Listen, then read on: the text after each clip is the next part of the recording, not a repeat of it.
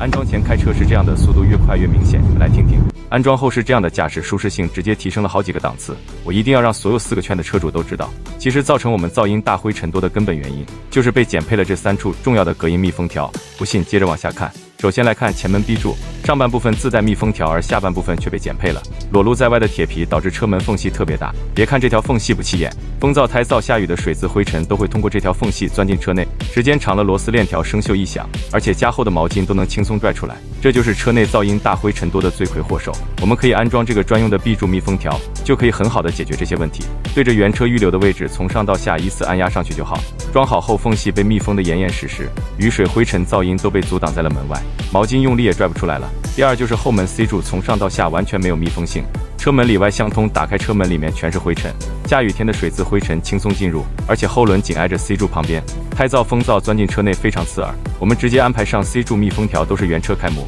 对着预留好的卡槽贴上去就好。关车门缓冲减震，雨水灰尘也被密封条阻挡在了门外，密封性好的同时，胎噪风噪自然就进不去了。最后再来看一下我们发动机舱内的噪音，很多车主都以为这条缝隙是空调储物的出风口，其实真正的出风口在上面这个位置，这条缝隙下面连着发动机舱，发动机舱的噪音和灰尘就会通过缝隙传入车内，造成我们内饰仪表经常出现一层灰。所以中控这里我们要装上专用的隔音密封条，3层式卡槽设计，安装非常简单，先将密封条平铺在缝隙上，直接用赠送的工具依次按压进去，就可以把这个缝隙完全封闭住，可以有效的阻挡发动机舱内的噪音和灰尘传入到我们车内，还能防止异物、苍蝇、蚊子掉进去产生异响和臭味。而且装好之后不影响空调的正常出风，整辆车的驾驶舒适性提升了不少，这才是我们豪华车该有的行车质感。如果你也深受车辆噪音和灰尘的困扰，就点击视频左下角给爱车安排上吧。